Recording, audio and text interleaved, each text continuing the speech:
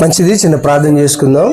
ప్రార్థనతో ఈ సాక్ష్యాన్ని ప్రారంభించుకుందాం. మా మహాపరిశుద్ధ తండ్రి, గరుడువోగు మా దేవా, నీ కొందనాలు, స్తుతులు, స్తోత్రాలు. ఆనాడు ఆదిమ సంఘములో ఏ విధంగా అయితే ప్రభువా అయా ఇగో తండ్రి నీ యొక్క కార్యాన్ని జరిగించావు, అయా ఇగో తండ్రి ఈ చిన్న సంఘంలో ప్రభువా ఆనాడు దిగి వచ్చిన పరిశుద్ధాత్మ అయా మా మధ్యలోనికి అయా ఇగో దిగి వచ్చినందుకు స్తోత్రాలయ్యా. బంధకాలలో ఉన్నప్పుడు స్తుతించారయ్యా. అయా ఇగో నేను భయంకరమైన పరిస్థితులు ఉన్నప్పుడు స్తుతించారయ్యా.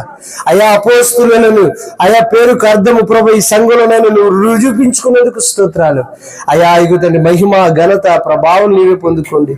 నేను మాట్లాడితే ఎవరికి ప్రయోజనం ఉండదు నాయన, నీవే దిగి వచ్చి అందరితో మాట్లాడి మమ్మలను బలపరచమని ప్రభువును మా రక్షకుడైన యేసు క్రీస్తు ఉన్నత నామమున అడిగి వేడుకొనుచున్నాం తండ్రి, ఆమేన్. మీరు నిజంగా ధన్యులు, నిజంగా చెప్తున్నాను ధన్యులు. ఆనాడు ఆదిమ అపోస్తల సంఘంలో భయంకరమైన పరిస్థితుల మధ్య దేవుని స్తుతించారు. పర్వాలేదండి, కరెంట్ లేకపోయినా పెద్ద ఏం కాదు, మహా అయితే కొంచెం చెమట పట్టింది తప్ప. ప్రభుకి మహిమ కలుగును గాక. నా పేరు జేమ్స్ అండి, మాది ఏలూరు పిలాస్పేట. మరి నాకు అత్యంత ఇష్టమైన దైవజనులు అన్న జోసెఫ్ అన్నని బట్టి మరి ప్రత్యేకమైన వందనాలు. వాస్తవంగా జోసెఫ్ అనేది మంచి సాక్ష్యం, నాకంటే గనుడని నేను ఎప్పుడు ఎంచుతాను అన్నని. జోసెఫ్ అన్నని బట్టి మరి ప్రత్యేకంగా మీ సంఘానికి కూడా నా ప్రత్యేకమైన వందనాలు తెలియపరుస్తూ ఉన్నాను.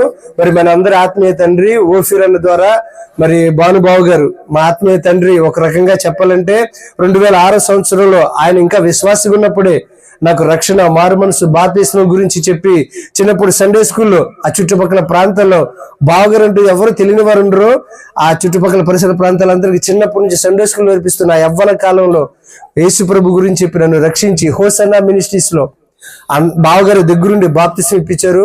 మరి బావగారికి నా ప్రత్యేకమైన వందనాలు తెలియజేస్తున్నాను. ఒక రకంగా మా ఆత్మీయ తండ్రి. అదే విధంగా ఇప్పుడు ఆరాధన చేసిన పాస్టర్ గారి పేరు రాజు గారు అనమాట. కొత్తూరు, ఏలూరు పరిసర ప్రాంతాల్లో పరిచయం చేస్తూ ఉన్నారు. నా గురించి ఎప్పుడు ప్రార్థించే ఒక ఆత్మీయ తండ్రిగా, మంచి దైవజనుడిగా మరి నాకున్నాడు. నేను అందరిని బట్టి ఆ దైవజనులకు కూడా నా ప్రత్యేకమైన వందనాలు తెలియపరుస్తూ ఉన్నాను. అదే విధంగా నా ప్రియమైన స్నేహితుడు రాజ్మోహన్ అనమాట. ప్రభు చిత్తమైతే ఈసారి తప్పకుండా మరలా మీ సాక్ష్యాన్ని వినిపిస్తాను. భయంకరమైన అన్నుడు, ఆంజనేయ స్వామి భక్తుడు. ఎలా మారాడు, ఎలా విధంగా ప్రభుని తెలుసుకున్నాడు. ప్రభు చిత్తమైతే మరలా ఒకసారి వచ్చేటప్పుడు తెలుసుకుందాం. విజయపాలెం బట్టి కూడా ప్రభుకి మహిమ కలుగును గాక. అదే విధంగా మా అన్నయ్య లాజరస్ అన్న మమ్మల్ని ఎంతగానో వెనకాల నుండి బలపరుస్తూ నిజంగా అనేక విషయాల్లో అన్నయ్య శ్రీ చైతన్య స్కూల్లో ప్రొఫెసర్ గా చేస్తూ 15 సంవత్సరాల నుంచి ఆ వృత్తిలో ఉంటూ దేవుని సేవలో మమ్మల్ని ఇంకా బలపరుస్తూ ముందుకు తీసుకువెళ్తాను. మరి అన్నయ్య కూడా మా మధ్యలో ఉండడం బట్టి అన్నయ్యకి నేను ప్రత్యేకమైన వందనాలు తెలియపరుస్తున్నాను. మీ అందరికీ కూడా మరొకసారి వందనాలు తెలియపరుస్తున్నాను. ఒక మాట బైబిల్ నుంచి చదువుకొని నా సాక్ష్యాలకు వెళ్ళిపోదాం. 2వ దినవృత్తాంతాల గ్రంథం 20వ అధ్యాయం 12వ వచనం ఒక్క మాట చదవగలిగిన వారు ఎవరైనా ఉంటే గనక చదివి వినిపించవలసిందిగా మనవి చేస్తా ఉన్నాం. 2వ దినవృత్తాంతాల గ్రంథం 20వ అధ్యాయం 12వ వచనం. మా దేవా మా మీదకి వచ్చి గొప్ప సైన్యముతో యుద్ధము చేయుటకును మాకు శక్తి చాలదు, ఏమి చేయుటకును మాకు తోచదు, నువ్వే మాకు దిక్కని. దయచేసి ఈ మాటలో కరెంట్ పోయిన నాతో పాటు చెప్పాలని ప్రేమపూర్వకంగా రిక్వెస్ట్ చేసుకుంటున్నాను. ముందు మా మగవాళ్ళు చెప్తారు, తర్వాత మీ ఆడవాళ్ళు చెప్పాలి. బలంగా ఎవరు చెప్తారో చూద్దాం, ఓకేనా? ఏమి చేయుటకును మగవాళ్ళు చెప్పాలండి. ఏమి చేయుటకును మాకు తోచదు, నీవే మా దిక్కని ప్రార్థన చేశాను. ఇప్పుడు ఆల్రెడీస్ ఏమి చేయటకును బాగా చెప్పుకుందండి. స్ట్రెంత్ మీరే ఉన్నారు కానీ మీరు జరగట్లా. ఏమి చేయటకును అబ్బా ఇంకా డల్గా ఉందండి. కొంచెం స్వరాలు తెరిచి, ఎందుకంటే మాట నన్ను బలపరిచిందని ఎందుకని సరే చూపిస్తున్నా. ఏమి చేయటకును మాకు తోచదు, నీవే మాకు దిక్కని ప్రార్థన చేశాను. 2-3 కలిసి ఆరాధిస్తే భూకంపం వచ్చిందండి అక్కడ. ఇంతమందికి కలిసి ఒక్క మాట చెప్తే ఈ సౌండ్ భద్రం లేదు. వదిలే అన్న, ఏం కాకూడదు. స్లాబ్ ప్రభుకు మహిమ కలుగును గాక. చివరిసారిగా అందరూ కలిసి చెప్దాం. ఏమి చేయటకును మాకు తోచదు, నీవే మాకు దిక్కని ప్రార్థన చేశాను. ఎవరు ఈ ప్రార్థన చేశారు? ఎవరైనా ఒక్కరు చెప్తే చాలా సంతోషిస్తాను. 3 సార్లు చెప్పించా కదా. ఎవరు ప్రార్థన చేశారు? ఎవరు చేశారు? యెహోషాపాతు అనే భక్తుడు చేశాడు అనమాట. ఎలాంటి సందర్భాల్లో చేశాడంటే ఒకరు కాదు, ఇద్దరు కాదు, 3 శత్రు సైన్య ప్రజలు వచ్చి అక్కడ ఉంటుంది. 20వ అధ్యాయం 1వ వచనంలో ఒకసారి చదువుతారా? మోయాబీలను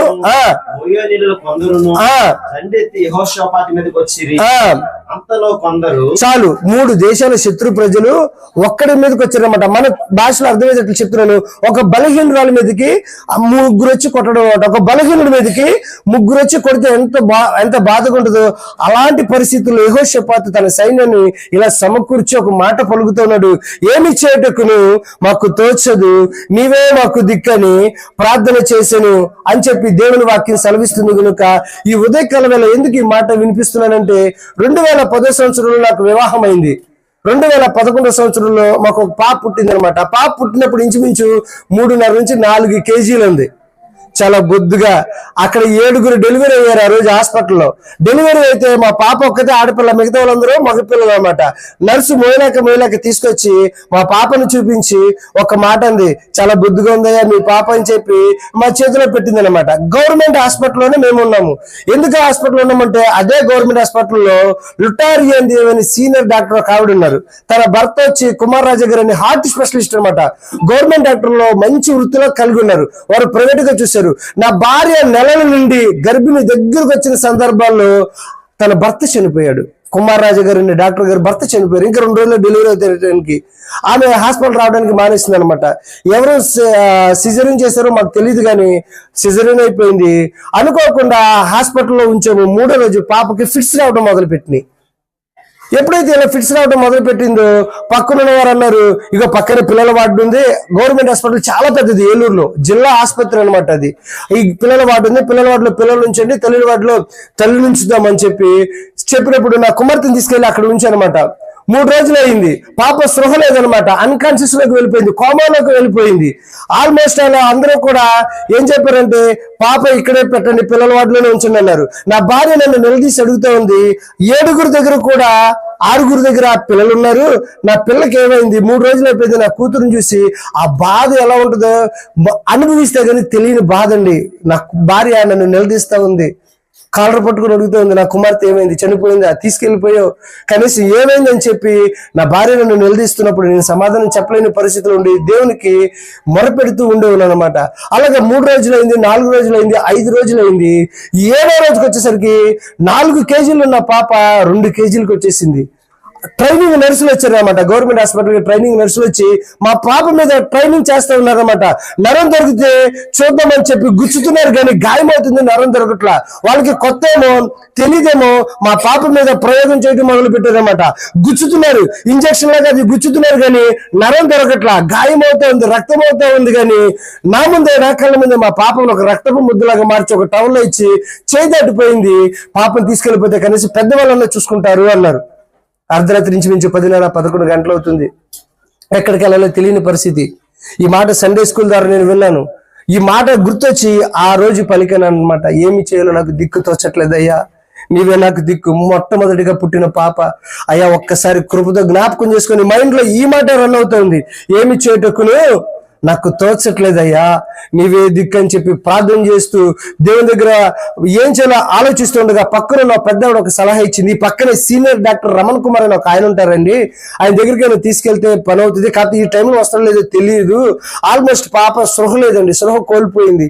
సృహ కోల్పోతుండగానే నేను ఈ మాట పలుకుతూ ఆ హాస్పిటల్కి తీసుకెళ్ళాను. పెద్ద అయిన 11 ఆ టైంకి వచ్చి చూసి ఒక్క మాట పలికాడు అనమాట, రాత్రి నరం దొరికితే నీ కూతురు, ఒకవేళ నరం దొరకకపోతే నీ కూతురు కాదు, ఆల్మోస్ట్ ఆయుష్ దాటిపోయింది అన్నారు.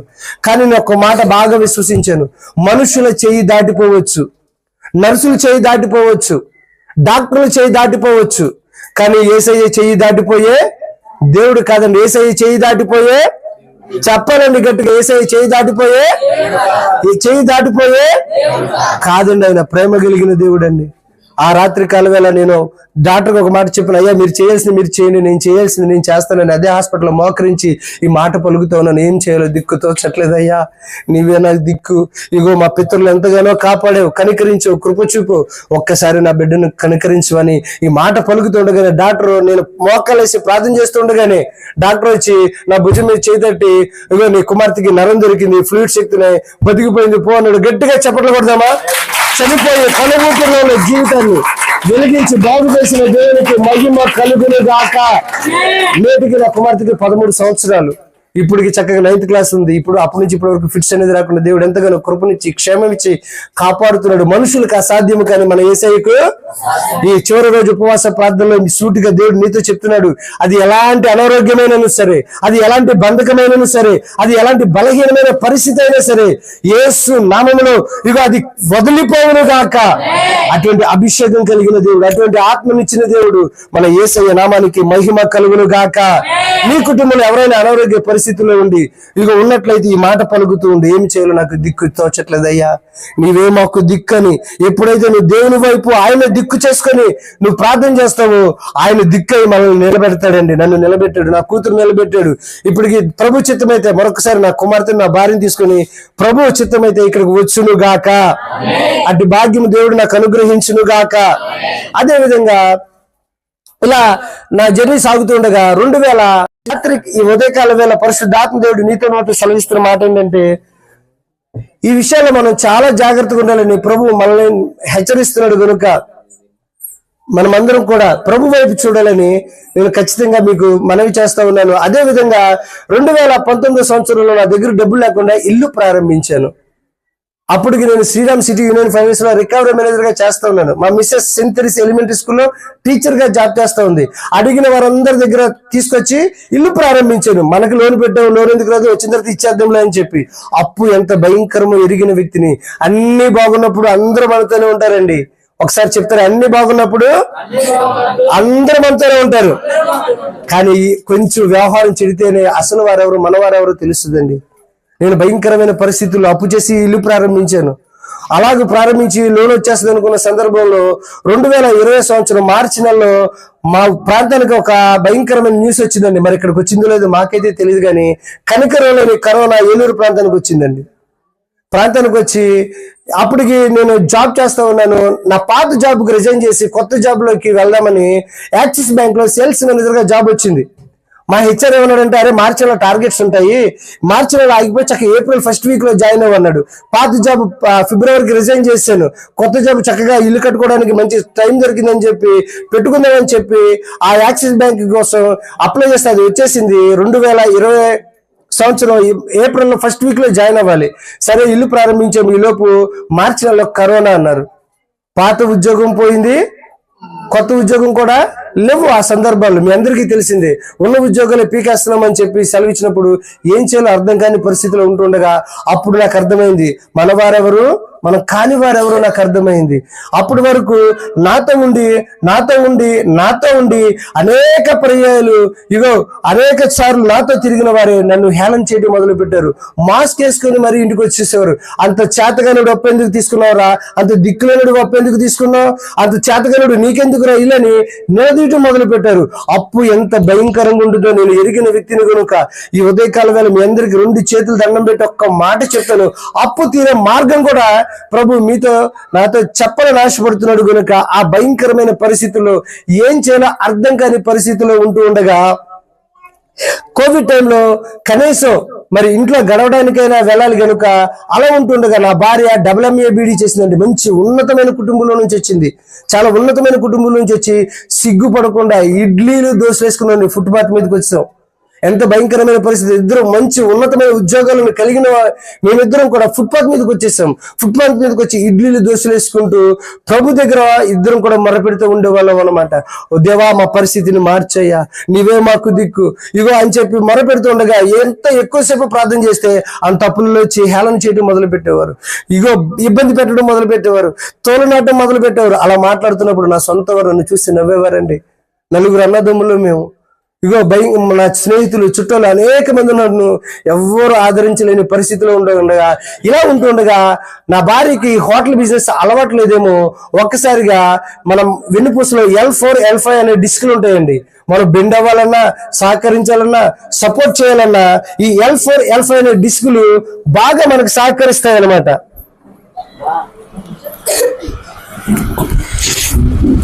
ఈ L4 L5 అనే డిస్కులు మనకి ఎప్పుడైతే సహకారిగా ఉంటాయో అప్పుడే మనం ఏదైనా చేయగలం అనమాట. నా భార్యకు ఇది అలవాట్లేదేమో ఒక్కసారిగా ఈ L4 L5 డిస్క్ సమస్య వచ్చి హాస్పిటల్కి వెళ్తే ఇలాంటి బల్లపరుపు మీద మాత్రమే పడుకోవాలి, ఈమె అటు ఇటు తిరగడానికి లేదు అని చెప్పారు. సరే కేరళ వైద్యానికి తీసుకువెళ్తే ఆ రత్నాలని ఆ వనమూలికలను వేసి రుద్దితే 6 నుంచి 10 లక్షల రూపాయలు ఖర్చు అవుతుంది, ఈమె అప్పుడప్పుడు లేవడానికి అవకాశం లేదన్నారు. ఒక పక్క చూస్తే ఉద్యోగం పోయింది, ఇల్లు మధ్యలో ఆగిపోయింది. ఇలా ఉంటుండగా నా భార్యకి ఇలా జరిగింది. అప్పులలో వచ్చి రావడం ఆ రోజు చాలా భయంకరంగా తోలునాడుతూ ఉన్నారనమాట. కానీ ఇలాంటి పరిస్థితులు ఉండగా మా అత్తగారి నుంచి నాకు ఒక న్యూస్ వచ్చింది అనమాట. నీ ఒక్కగానొక్క కుమార్తెను ఒక పిచ్చుకొక్క వచ్చి కండ పట్టుకెళ్ళిపోయింది, ఒకసారి అర్జెంటుగా రమ్మన్నారు. కష్టాలన్నీ చుట్టాల ఇంటికి వచ్చినట్లుగా పరిస్థితి అయిపోయింది. ఒక్కసారిగా ఇగో మంచి ఉద్యోగం నుంచి బయటకు వచ్చేసాను, ఇల్లు చూస్తే మధ్యలో ఆగిపోయింది. ఇలా ఉంటూ ఉండగా నా జీవితంలో పరిస్థితులన్నీ తారుమారైపోయినట్లు అనిపించింది. నేను ఎక్కువగా మన ఓఫిర్ అన్న బలపరిచిన దైవ సేవకులు ఒకరు ఉన్నారు, తండ్రి సన్నిధి మినిస్ట్రీస్ వ్యవస్థాపకులు షాలేము రాజు గారు, చిలకలూరుపేటలో. ఆయన కూడా అప్పుల ఊగుల నుంచి బయటకు వచ్చాడు. అప్పు అంటే ఎంత భయంకరమైన చెప్పేవాడు. అప్పుల నుంచి దేవుడు ఒకరోజు మళ్ళీ కూడా విడిపిస్తాడు, నిన్ను కూడా సాక్షిగా నిలబెడతాడా అని ఆయన చెప్తున్నప్పుడు ఆ మాటల ద్వారా బలం వచ్చేది, ఆ మాటల ద్వారా ధైర్యం వచ్చేది, ఆ మాటల ద్వారా ఇగో కొద్ది గొప్ప మనం దేవునిలో బలపడగలం అనే నమ్మకాన్ని, విశ్వాసాన్ని కలిగి ఉండేవాడిని అన్నమాట. అలా ఉంటూ ఉండగా దేవుని సన్నిధిలో మొరపెడుతూ ఉండగా ఒకరోజు ఒక రాత్రి ఆయన నాతో మాట్లాడుతూ ఉన్నాడు అనమాట. యాకోబు గురించి చెప్తూ ఉన్నాడు. యాకోబు ఒక్కడే ఆ రాత్రి ఒంటరిగా మిగిలిపోయాడు అన్నప్పుడు ఆ రాత్రి నేను ఒక్కడే ఒంటరిగా మిగిలిపోయాను. ఆ రాత్రి నిర్ణయం తీసుకున్నాను, ఈ రాత్రితో నా జీవితాన్ని ముగించుకుంటే ఇగో మా అప్పులను, నా భార్యని ఏమీ అడగరులే, ఇగో అప్పులను, ఇగో నా కుటుంబాన్ని దర్శించరులే, నా బిడ్డని వదిలేసేస్తారులే, జాలిపడి వదిలేసేస్తారులే అని చెప్పి నేను ఎంతగానో అలాగే ఉంటూ ఉండగా ఆ రాత్రి ప్రభు సన్నిధిలో మొదలుపెట్టుకున్నాను అనమాట. నా తనువును ముగించుకుంటానయ్యా, చివరిసారిగా ఒక్కసారి వాక్యాన్ని వింటాను అని చెప్పి ఎందుకో తెలీదు తండ్రి సన్నిధి మినిస్ట్రీ వ్యవస్థాపకులు షాలేం రాజు గారి యొక్క మాటలు వింటూ ఉన్నాను. ఆయన రాత్రి మాట్లాడుతూ ఒక్క మాట వింటున్నాడు. యాకోబు ఒక్కడే రాత్రి ఒంటరిగా మిగిలిపోయాడు. యాకోబు కంటబలం దేవుని గెలవలేకపోయింది, కానీ జేమ్స్ యాకోబు కన్నీళ్లు దేవుని దాటి వెళ్ళిపోలేదు. నీ దేవుడు కన్నీళ్లు చూసి దాటి వెళ్ళిపోయే దేవుడు కాదు. నీ దేవుడు కనికరం కలిగిన దేవుడు. నీ దేవుడు అసాధ్యమైనది ఏమీ లేదు. నువ్వు మొదలుపెట్టిన నీకు చేతనైతే కార్యాన్ని చేయకుండా నా దేవుడికి చాలినవాడు ఎవ్వడు లేడని ఆయన అలా చెప్తూ ఉండగా ఆ రాత్రి దేవుని సన్నిధిలో మొదలుపెడుతూ ఒక్క మాట పలికాను. అందరూ విడిచిపెట్టారయ్యా. నా అనుకున్న వారి స్నేహితులు, బంధువులు అనేక మంది నాకున్నాను, ఎవ్వరు నాకు లేకుండా పోయారు. ఈ కరోనా సమయంలో పెట్టెలు రాలిపోయినట్లు మనుషులు రాలిపోతున్నారు. బంధాలు, విలువలు లేని ఇగో ఈ పరిస్థితుల్లో నేను ఉన్నానయ్యా. ఒక్కసారి నన్ను దర్శిస్తే నువ్వు ఎక్కడ నిలబడమంటే అక్కడ నిలబడతానయ్యా, నువ్వు ఎక్కడ చెప్పమంటే నీ గురించి అక్కడ సాక్షిగా చెప్తానయ్యా. ఒక్క అవకాశం ఇస్తావా? జీవితంలో అంతా జీరో అయిపోయినయ్యా, అంతా సున్నా అయిపోయినయ్యా, నాకంటూ నా జీవితంలో ఏదీ లేదు నాయన అని ఒక్కసారి కృపతో జ్ఞాపకం చేస్తూ యేసు క్రీస్తు ప్రభు అని ఆ రాత్రి దేవుని పాదాలు పట్టుకుంటూ దేవుని సన్నిధిలో ఎక్కి ఎక్కి ఏడ్చి ఎప్పుడు తెల్లవారిందో తెలియదండి, ఎప్పుడు అలా పడుకున్నానో నాకు తెలియదు, కానీ తెల్లవారుజాముతుంది 4:30-5 గంటల సమయంలో నా కృపగల దేవుడు నన్ను దర్శించడండి. ఒకరి తల్లి నేను ఆదరించినట్లు దేవుడు అలా ఆదరిస్తాడు, నన్ను అలా ఆదరించడండి. ఎలాగూ బలపరిచాడు మీకు ఒక మాట వ్యక్తిపరంగా చూపించాలని ఆశపడుతున్నాను. రామన్ ఒకసారి లేచి నిలబడు. ఇగో దేవుడు ఒక మనిషిని ఎలా ఆదరిస్తాడు, తల్లి వలె ఎలాగూ ప్రేమిస్తాడు. ఈ ఉదయకాల వేళ మీకు చెప్పాలని ఆశపడుతుంది. ఇలాగూ పట్టుకున్నాడు, కలుగులించాడు, ఇలా భుజం పెట్టాడు, గిర్రం తిప్పి ఒక నూతన కార్యాన్ని నేను చేయబోతున్నాను. అనేక చోట్ల నువ్వు నా సాక్షిగా వాడబడబోతున్నావు. అనేక చోట్ల నీ కొరకు నేను గొప్ప కార్యాలు చేయబోతున్నాను, నాకు నువ్వు సాక్షిగా ఉంటావు అని చెప్పి దేవుడు భుజం తట్టి అలా గిర్రం తిప్పి కౌగిలించుకున్నట్టు అనిపించింది. దిగ్గులై చూస్తే ఎవ్వరు లేరండి, ఒక్కనే ఉన్నాను. నా భార్య బల్లపరుపు మీద అలా పడుకుంది. నా కుమార్తె పిచ్చుకొచ్చి కండ పట్టుకెళ్ళిపోయిందేమో. ఆ కండకి వెళ్ళిపోయిన సందర్భంలో అది ఒక్కది అలా పడుకుంది. నిషిది వేళ, రాత్రి వేళ అందరూ విడిచిపెట్టారయ్యా. నానుకున్నవారు, బంధువులు, స్నేహితులు, నానుకున్నవారు ఎవ్వరు లేరు. నువ్వు కానీ విడిచిపెడితే నా బ్రతుకు శూన్యం అయిపోతుంది అనుకున్నాను. నువ్వు ఎక్కడ నిలబడమంటే అక్కడ నిలబడతానయ్యా. ఒక్క అవకాశం ఇస్తావా? నా బ్రతుకును మార్చయ్యా. జీవితంలో నిందలు, అవమానాలు, హేళనలు తప్ప అయ్యా నా బ్రతుకంతా శూన్యమైపోయింది. శూన్యంలోనే నువ్వు సృష్టి చేసావని విన్నానయ్యా. ఒక్క అవకాశం ఇచ్చి నన్ను నిలబెట్టు ప్రభు అని ఆ నిషీది వేళ, రాత్రి వేళ దేవుని పాదాలు పట్టుకుంటూ యాకోబు ఏ విధంగా అయితే పెనుగులాడాడు, యాకోబు ఏ విధంగా అయితే ప్రార్థించాడు, ఆ ప్రార్థన విన్న దేవుడు ఆ రాత్రి దిగి వచ్చి నన్ను బలపరిచి ఒక్క మాట చెప్పాడు. ఇదిగో ఒక నూతన కార్యాన్ని నీ ఎడల నేను చేయబోతున్నాను, నిన్ను విడువను ఎడబాయని సెలవిచ్చిన గొప్ప దేవుడు ఆ రాత్రి కాలం గొప్ప కార్యం చేస్తా అన్నాడు. ఎలాంటి కార్యం చేస్తాడు? నా జీవితంలో మొత్తం జీరో అయిపోయాను. ఎవ్వరు లేరు, దగ్గరికి కూడా ఎవరు రావట్లేదు. ఆ రోజు తాగడానికి కూడా టీ కూడా లేదనమాట. అంత భయంకరమైన పరిస్థితిలో ఉండగా నాతో పాటు చదువుకున్న స్నేహితులందరూ కూడా మంచి దేశాలలో సెటిల్ అయిపోయారు అనమాట. ఆ టైంలో నా స్నేహితులు ఒక వ్యాపారం ప్రారంభించాలని ఆ ప్రాంతానికి వచ్చి నాకు 3 రోజుల నుంచి ఫోన్ చేస్తా ఉన్నాడు. కానీ నేను వెళ్ళట్లేదు. ఎందుకు వెళ్ళట్లేదు అంటే పుండు మీద కారం చిమ్మినట్టు, అరే నేను మీ చెల్లి కోసం అది కొన్నాను రా, ఇగో అక్కడ కారు కొన్నాను రా, అక్కడ బంగారం కొన్నాను రా అంటే ఇప్పటికే మనం భయంకరమైన బాధల్లో ఉన్నాం. ఎలాంటి మాటలు అన్నప్పుడు ఇంకా బాధ కలుగుతుంది. 3 రోజుల నుంచి ఫోన్ చేస్తారా, వెళ్ళట్లేదు. ఆ రోజు సీరియస్ గా ఫోన్ చేసి వస్తావా రావాలా, ఇంటికి రావాలా అని అడిగాడు. లేదు నేనే వస్తానని చెప్పి వెళ్ళానండి. వెళ్ళిన తర్వాత ఎందుకో ఇక్కడ ఒక వ్యాపారం పెట్టాలని ప్రారంభించాలని వచ్చాను, కానీ ఇక్కడ ఏది సెట్ అయ్యేది కనబడట్లేదురా.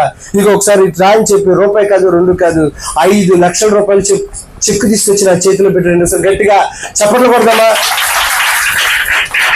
ప్రభుకి మహిమ కలుగును గాక. ఆయన చేసే కార్యాలు ఊహ కందవండి, కళ్ళకు కనబడవు, చెవులకు వినపడవు, కానీ గొప్ప కార్యం చేయగలిగిన దేవుడు అండి. నేను వాడిని నిలదీసరిగా ఎందుకు ఇస్తున్నావు అంటే ఎవరు నన్ను ప్రేరేపిస్తున్నారా నాకు తెలియదు. 5 లక్షల రూపాయలు చెక్కు నువ్వు తీసుకెళ్ళు, నీ దగ్గర ఉన్నప్పుడు ఎవరా, నాకు ఇప్పుడు అవసరం లేదు, నేను మళ్ళా వెళ్ళిపోతానని చెప్పి రూపాయి కాదు, 2 కాదండి, 5 లక్షల రూపాయలు చెక్కు తీసుకొచ్చి నా దగ్గర పెట్టాడండి. ఒక 30,000కి 50,000కి ఇల్లు కాగితాలు ఇస్తావా, నీ దగ్గర చెక్కు నోటు ఇస్తావా, ఆస్తి పత్రాలు రాసిస్తావని అడిగిన నా స్నేహితులు, నా బంధువుల మధ్య ఇగో ఎవరు తెలియని వ్యక్తి ద్వారా దేవుడు అద్భుతాన్ని చేశాడండి. నీ దేవుడు ఎవరంటే శత్రువుతో కూడా సహాయం చేయించగలిగిన దేవుడు అండి. శత్రువు ద్వారా కూడా సహాయం చేయగలిగిన గొప్ప దేవుడు కనుక ఆ 5 లక్షల రూపాయల చెక్కు అందరిని 3 రోజులు ఉపవాసం ఉండి కన్నీరు కార్చి అందరిని పిలిచి, ఇగో అన్న నా పరిస్థితి బాగోలేదు, నా పరిస్థితి బాగోనప్పుడు మరలా నీకు తిరిగిస్తానని 50,000 ఇవ్వాల్సిన వాళ్ళకి 30,000 ఇచ్చాను, 1,00,000 రూపాయలు ఇవ్వాల్సిన వాళ్ళకి 70,000 ఇచ్చాను. ఎందుకు ఇచ్చానంటే బైబిల్ ఒక మాట ఉంటుంది, నీతిమంతుడు అప్పు చేసి తీరుస్తాడు, భక్తిహీనుడు అప్పు తీసి తీర్చకే ఉంటాడని. భక్తిహీనుల లెక్కలో ఉంటే నువ్వు అప్పు తీర్చవు, నీతిమంతుల లెక్కలో ఉంటే అప్పు తీరుస్తావని చెప్పాడు. కనుక ఇక్కడ వారు ఎవరైనా ఉంటే కనుక అప్పు మీకు ఎవరైనా ఇస్తే యేసునామములో మీరు వారికి ఇచ్చినప్పుడు దేవుడు మనల్ని నీతిమంతుల లిస్టులో వేస్తాడని ఆ మాట నన్ను బలంగా తాకింది. కనుక ఆ అప్పంతా తీసుకొచ్చి ఆ 10 లక్షల వరకు చదివి, నేను 5 లక్షల చెక్కుని 10 లక్షల వరకు చదివి నా భార్య కోసం ప్రార్థన చేస్తా ఉన్నాను. అయ్యా ఒక్కసారి కృపతో జ్ఞాపకం చేసుకో. ఏ భర్త అయినా బలహీనంగా భార్య ఉంటే బయటికి వెళ్ళి ఏం చేయగలడండి? నా భార్యకు నేనే టీ కాఫీ ఇచ్చేవాడిని, మధ్యాహ్నం వచ్చి భోజనం పెట్టేవాడిని, ఇలా బల్లపడి మీద పడుకునేది. 1-2 నిమిషాలు ఇలా నుంచుంటే 3 నిమిషాలు అలా బెడ్డ మీద పడుకుని పోయేది. ఇక్కడ నుంచి నరం అంతా లాగేస్తూ ఉండేది. భయంకరమైన పెయిన్ అన్నమాట, విపరీతమైన పెయిన్. అది ఆయిల్ రాస్తూ ఉన్నప్పుడు ఒక 5-10 నిమిషాలు మాత్రమే చాలా ఓపికతో ఉండేది, తర్వాత బలహీనం అయిపోయేది. అలా ఉంటూ ఉండగా నా భార్య కోసం ప్రార్థించేది మొదలు పెట్టాను. అయ్యా ఏ భార్య అయినా కొంచెం ఓపిక చేసుకొని భర్తకి సహకరిస్తేనే కదా. నేనే నా భార్యకి కాఫీ పెట్టి టీ పెట్టి అలాగే దగ్గర నుంచి 3 నెలలు నేను అలాగే బాధపడుతున్నప్పుడు ఒక రాత్రి దేవుని సన్నిధిలో ప్రార్థించాను. నాకు ఇష్టమైన ప్రార్థనలో బాగా ఇష్టమైన ప్రార్థన సంపూర్ణ రాత్రి ప్రార్థన, ఆల్ నైట్ ప్రేయర్ అంటే నాకు బాగా ఇష్టం. ఎందుకంటే ఒక్క రాత్రిలో నీ దేవుడు ఏదైనా చేయగలంటే, ఎస్ నా దేవుడు ఒక్క రాత్రిలో అసాధ్యాలను సాధ్యపరచగలిగిన దేవుడు. అలాగే నా భార్య కొరకు దేవుని సన్నిధిలో యాకోబు వలె పెనుగులాడడం, యాకోబు వలె గోజాడుకోవడం, యాకోబు వలె దేవుని సన్నిధిలో దేవుని పాదాల దగ్గర గడపడం నేర్చుకున్నాను. నాకు ఇంత వయసునప్పటి నుంచి నా తల్లి నాకు నేర్పింది ఒకటి, నా తల్లి ఎక్కడ మోకరించినా అక్కడ మోకరించరా అనే ప్రార్థన నా తల్లి నాకు నేర్పింది. కనుక అలాగూ ప్రార్థిస్తూ దేవుని సన్నిధిలో ప్రార్థన చేస్తా ఉన్నాను. ఇంచుమించు 10 లక్షల రూపాయలు ఖర్చు అవుతుంది. నీ భార్య బాగోవాలంటే ఇగో వనమునికి వేసి రుద్దాలి. ఇంచుమించు సంవత్సరాలు 2 సంవత్సరాలు ఆ L4 L5 DC సెట్ అవ్వాలంటే అంత ఈజీ మాషా కాదని చెప్పి విజయవాడ మల్టీ స్పెషాలిటీ హాస్పిటల్ తీసుకెళ్ళాం, కేరళ వైద్యానికి తీసుకెళ్ళాం, కానీ ఎక్కడ సెట్ అవ్వట్లేదండి. ఎక్కడికైనా తీసుకెళ్దామన్న బాధ, కూర్చోలేదు, నుంచోలేదు, పడుకోవాలి. విజయవాడ తీసుకెళ్లాలంటే ఎంత భయంకరమైన వ్యాధులు అనుభవించారో నేను ఎరుగుదునండి. నా దేవుడు ఎలాంటి దేవుడు అంటే అది ఎటువంటి బంధకములైనా ఎటువంటి బలహీన పరిస్థితులైనను యేసయ్యకు అసాధ్యమైనదంటూ ఏదీ లేదండి. ఆయనకి సమస్తము చెప్పండి, ఆయనకి సమస్తము, ఆయనకు సమస్తము యేసయ్యకు అసాధ్యమైనది ఏదీ లేదండి. ఒక రాత్రి దేవుని సన్నిధిలో మొరపెడుతూ ఉన్నాను, నా భార్యను కృపతో జ్ఞాపకం చేసుకో.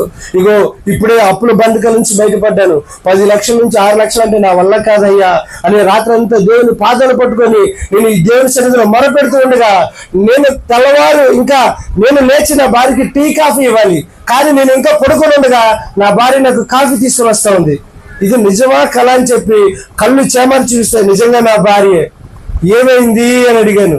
అడిగితే ఆమె ఒక మాట చెప్పింది, ఎవరో తెల్లవారుజామున 4 గంటల నుంచి 5 మధ్యలో ఎవరో ఒక ఆయన వచ్చారండి, ఇంకా ఎంతకాలం పడుకుంటా నాకు మరి లేని చెప్పి ఇలా దర్శించాడండి, అసలు ఈ పెయిన్ పోయిందండి అన్నాడు. ఒకసారి గట్టిగా చెప్పకూడదమ్మా. ప్రభుకి అసాధ్యమైనది. అదే హాస్పిటల్ తీసుకెళ్లి చెక్ చేయించానండి. డాక్టర్ ఒక వింతైన మాట అన్నాడు. ఏమన్నాడంటే నా దగ్గర కాకుండా ఈమెను ఇంకా ఏ హాస్పిటల్కి తీసుకెళ్ళావు అని అడిగాడు. ఏ డాక్టర్ గారు అంటే అంతకుముందు ఈమెకి L4 L5 పక్కకు వచ్చేసింది, కానీ ఇప్పుడు మొత్తం అయితే సెట్ అయిపోయింది అంటే ఒక పెద్ద ఉన్నాడండి. అంటే ఆయన మా మాటలు మా విధానం తీసి మీరు ప్రభుని నమ్ముకుంటారా అని అడిగాడు. అవునండి అన్నాం. ఆయనకు అసాధ్యమైంది ఏదీ లేదు, ఈమెకి ఈ L4 L5 DC సెట్ అయిపోయింది, ప్రభుకి మహిమ కలుగును గాక. అలాగే నా అప్పుల బంధకాల నుంచి నా కుమార్తె యొక్క చావు గోతిలో నుంచి దేవుడు విడిపించాడు గనుక ఈ ఉదయకాల వేళ పరిశుద్ధాత్మ దేవుడు మీతో నాతో చెప్పిన ఒక శ్రేష్టమైన మాట ఏంటంటే ఆయనకు అసాధ్యమైనది ఏదీ లేదు గనుక ఆయన వైపు చూస్తూ నీవే మాకు దిక్కని యెహోషాపాతు ప్రార్థన చేశాడండి. మీకు ఒక వింతైన మాట చెప్తాను. ఇగో ఎప్పుడైతే మనం దేవునికి అప్పచెప్పుకుంటామో రౌండ్స్ ఎక్కువ, సౌండ్ తక్కువ. చెప్పండి, రౌండ్స్ ఎక్కువ, రౌండ్స్ ఎక్కువ అండి. అందరికీ భోజనాలు ఉన్నాయండి, కొంచెం గట్టిగా చెప్తే గట్టిగా తినొచ్చండి. దేవునికి అప్పు చెప్తే రౌండ్స్ ఎక్కువ. మా చర్చిలో ఒక అక్క ఉండేది అనమాట, అక్క కానిస్టేబుల్ భర్త అనమాట అతను. అయితే బైబిల్ చదువుతున్న ఒకే ఒక కారణం చేత ఆమెను ఎగ్గిరి కాలుతో తిన్నాడు అనమాట. వచ్చి నాకు చెప్పింది, తమ్ముడు ఇలా జరుగుతుంది ఏం చేయమంటావని. వాస్తవంగా ఆడవాళ్ళు ఏం చేస్తారండి, ఒకటికి మామూలుగా ఏలూరులో అండి, ఇక్కడ కాదు, మీరు చాలా మంచోళ్ళు, ఒక్కటి కూడా అన్నట్టు కనబడట్లేదు. అయితే తనంది ఒక మాట చెప్పారు, మనుషులకి చెప్పొద్దక్క, తాటాకులు కట్టేస్తారు, ఇవి ఎలాంటిది, ఇక తన భర్త ఎలా కొడతాడు, మనుషులకి చెప్పొద్దు, రాత్రి లేచి దేవునికి ప్రార్థించి దేవుడు తన ఘనమైన కార్యాలు చేస్తాడక్క అని చెప్పినప్పుడు ఆమె విశ్వాసం నుంచి ఉదయకాలం లేచి ప్రార్థించింది. మేము కూడా ప్రార్థించాం. అనుకోకుండా ఏలూరు పక్కన కొల్లేరు అనే ప్రాంతం ఉంది, మీకు ఎలాగో ఇక్కడ ఈ ఉందో సముద్రం ఉందో, మాకు అక్కడ కొల్లేరు అనే ప్రాంతం ఉందన్నమాట. కొల్లేరు అనే ప్రాంతంలో ఆ కొల్లేరు ప్రాంతవాసులకి గొడవలు జరుగుతున్నప్పుడు పోలీసుగా ఈయనకి అక్కడ డ్యూటీలు వేశారన్నమాట. డ్యూటీలు వేసినప్పుడు కొల్లేరు ప్రాంత ప్రజలందరూ కూడా కలిసిపోయి ఈ యొక్క పోలీసులను తిరగబడి కొట్టడం మొదలుపెట్టారు అనమాట. అప్పుడు దాకా వీళ్ళందరూ కొట్టుకున్న వీళ్ళందరూ ఐక్యమైపోయి పోలీసులను తిరగబడి కొట్టడం ప్రారంభించారు. ఎప్పుడైతే ఇలా తిరిగి కొట్టడం ప్రారంభించారో ఏ కాలుతో అయితే ఎగిరి తిన్నాడో అదే కాలుని ఒక ముద్దతను తీసుకొని కొట్టగానే కాలు ఇరిగిపోయింది, ఇలా పడిపోయినా మెడ వంకరైపోయింది. అక్కడ నాకు ఫోన్ చేసింది అనమాట. హాస్పిటల్కి వెళ్ళగానే ప్రైజ్లో పోగరాను కానీ మొక్కలకి ప్రైజ్లో అంటున్నాడు అనమాట. ఏం జరిగింది, మనుషులకి చెప్తే సౌండ్ ఎక్కువ, రౌండ్లు తక్కువ. దేవునికి చెప్పామనుకోండి రౌండ్లు ఎక్కువ. మనం కలుగు చేసుకున్నాం అనుకోండి, ఏదైనా గొడవ వచ్చి మనం కలుగు చేసుకున్నాం అనుకోండి, అరుస్తాము, కోపడతాం, అలా చేస్తా, ఇలా చేస్తా, అది చేస్తా, ఇది చేస్తా అంటూ. చెప్పగలిగిన వాడు, చేయగలిగిన వాడు, దమ్మున్న దేవుడు మన ప్రభు మనకు తోడుగా ఉన్నాడు. గట్టిగా చెప్పకూడదమ్మా, ఆయనకు అసాధ్యమైనది ఏమీ లేదండి.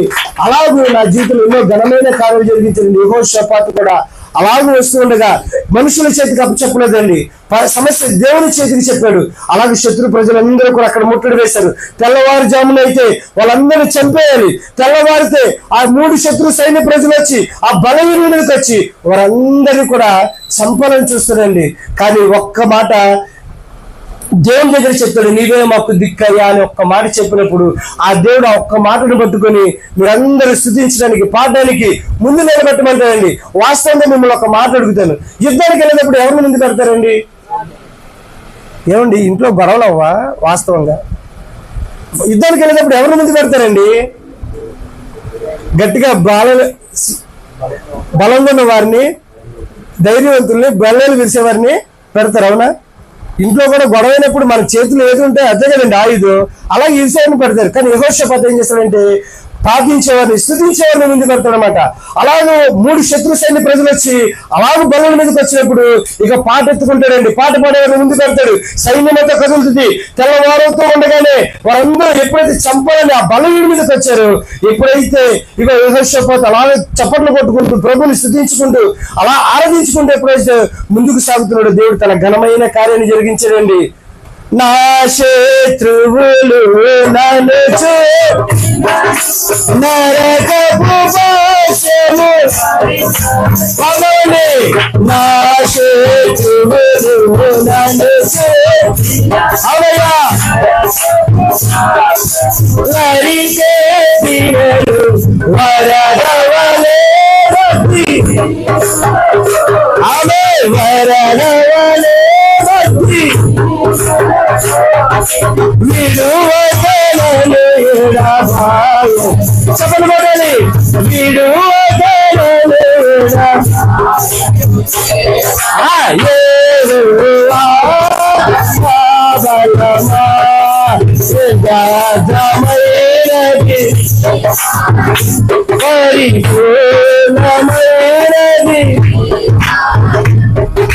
యెహోవా నా కాళ్ళను విడిపావదె, ఎత్తైన స్థలమును నా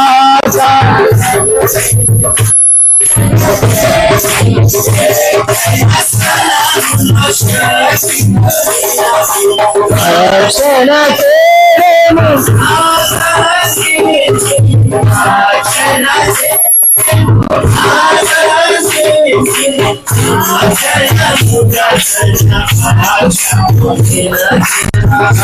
చేరెను,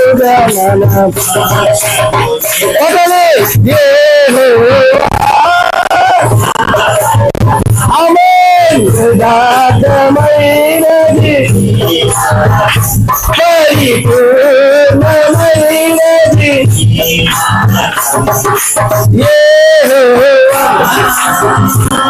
ప్రభుని గణపరుచుకుంటూ వెళ్తూ ఉన్నారు. తెల్లవారవుతూ ఉంది. ఎప్పుడైతే ముగ్గురు కలిసి ఒక్కని చంపాలని చూసి యూదా ప్రజలు, ఇశ్రాయేలు ప్రజలందరినీ హతమార్చాలని ఎప్పుడైతే పన్నాగం పన్ని ఇగో వారి మీదకి వస్తారో, వీళ్ళు పాడుకుంటూ స్తుతించుకుంటూ ఆరాధించుకుంటూ వెళ్ళినప్పుడు ఏమవుతుందో తెలుసా? తెల్లవారుతూ ఉండగానే వాళ్ళలో మాట గంటలు పెడతారు. ఎప్పుడైతే మాట గంటలు పెడతారో శత్రువు వచ్చాడు లెగండి అనగానే ఆ చీకట్లో వాళ్ళే పొడుచుకొని చనిపోతారు అన్నమాట. ఎప్పుడైతే అలాగూ దేవుని సన్నిధికి వస్తారో వారందరూ కూడా ప్రభుని అప్పుడు ఎలాగైతే స్తుతిస్తారో వారందరి జీవితంలో అద్భుతాన్ని జరిగించాడండి దేవుడు. సేవకుని మాట ఎప్పుడైతే నీవు నేను వింటామో, వాస్తవంగా ఒక మాట మిమ్మల్ని హృదయపూర్వకంగా అడుగుతున్నానండి, రాత్రికి తెల్లవారుజామున చంపేస్తామంటే పాటలు పాడేవాళ్ళు ఉంటారండి? దేవుని స్తుతించేవారు ఉంటారా? నీకేమన్నా బుద్ధి ఉందయ్యా? తెల్లవారితే మొత్తం అందరూ వచ్చి చంపేయాలనుకుని చూస్తూ ఉంటే అసలు ఏంటయ్యా అని చెప్పి ఎదురు తిరిగేవారు ఉంటారా? సంఘాల్లో సేవకునికి ఎదురు తిరిగేవారు, సంఘంలో సేవకుని మాటకు ఎదురు తిరిగేవారు ఎప్పుడైతే ఉంటారో వారి జీవితాలు శూన్యమైపోయినట్లు మనం దేవుని గ్రంథంలో చూస్తామండి. అన్నాడు యెహోషాపాతుకి ఎవ్వరూ ఎదురు తిరగలేదండి. ఈరోజు ఇగో ఇక్కడ నిలబడి తన సేవకుల్ని వాడుకుంటున్న జోసఫానుకి మీరు ఆ సమర్పించుకొని ఆయన మాటకు లోబడితే ఆనాడు యెహోషాపాతు జీవితంలో చేసిన గొప్ప కార్యాలు నేడు మీ జీవితంలో కూడా దేవుడు జరిగించును గాక. ఆనాడు యెహోషాపాతుకు లోబడ్డాడండి. ఇగో ఓకే యెహోషాపాతు నువ్వు చెప్తున్నావు, నీ దేవుడు తోడే అంటున్నావు, సరే అని ఆ మాట మీద నమ్మికతో పిల్ల జల్ల ముక్క ముసలి అందరూ కూడా బయలుదేరి ఎప్పుడైతే అలాగే దేవుడు స్థుతించుకుంటూ వెళ్ళారు, మీరు నమ్ముతారండి? అక్కడ వాళ్ళందరూ చనిపోయేపాటికి వాళ్ళ ఒంటి మీద బంగారం ఇవ్వడానికి 3 రోజులు పట్టిందండి. ఎన్ని రోజులు? మీకు బంగారం అంటే ఇష్టమేనండి.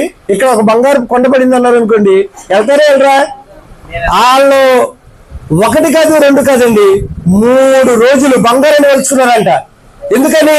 సేవకుని మాట విన్నారు, సేవకుని మాటకు లోబడ్డారు. వాస్తవంలో అయితే అందరూ చనిపోయాలి. కానీ ఎప్పుడైతే యెహోషాపాతు ప్రార్థన చేసి నీవే మా దిక్కనే సైన్యం తీసుకొని బయలుదేరాడు, అప్పుడు దేవునికి లోబడ్డాడు.